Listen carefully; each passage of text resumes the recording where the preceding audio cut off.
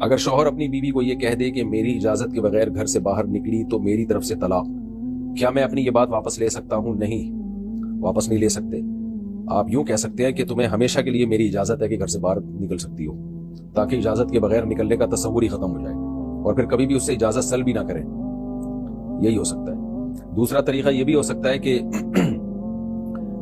اگر زندگی میں پہلے کبھی بیوی کو طلاق نہ دی ہو، یعنی پہلے کبھی طلاق نہ دی ہو، تو وہ یہ طریقہ یہ ہیلا کہ زوجہ کو ایک طلاق بائن دے دیں۔ طلاق بائن کا مطلب ہے کہ طلاق ایک ہو اور نکاح اس سے ختم ہو جائے، اور پھر بیوی عدت پوری گزارے، یعنی 3 مینسز عدت مکمل ہو، اور اس کے بعد پھر آپ بیوی کو یعنی اس کو منع کریں کہ تم نے میری یعنی گھر سے نہیں نکلنا، اور بیوی آپ کی اجازت کے بغیر نکل جائے۔ جب وہ نکلے گی تو طلاق واقع ہوگی، لیکن ہوگی اس لیے نہیں کہ وہ بیوی نہیں ہے اور عدت بھی ختم ہو چکی ہے، تو وہ قسم پوری ہو جائے گی اور یہ الفاظ ختم ہو جائیں گے۔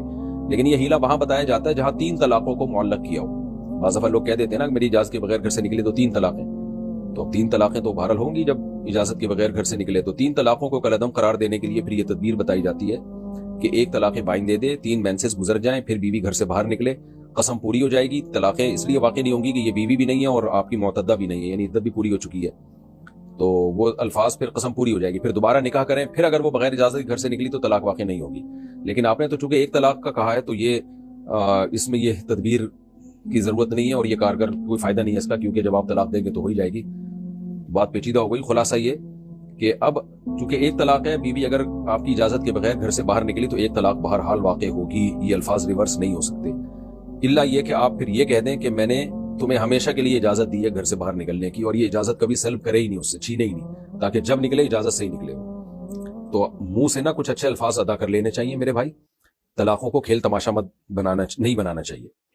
اللہ نے جہاں بھی طلاق کے احکام بیان کیے ہیں، کیا اللہ نے طلاق کے احکام بیان کر کے کہا کہ اللہ کی آیات کو مذاق مت بناؤ، تو کچھ اور دھمکی دے دیتے، یہ کیا ضرورت ہے طلاق کو بیچ میں لانے کی؟ بہت سے لوگ جہالت میں یہ سب کچھ کر رہے ہوتے ہیں۔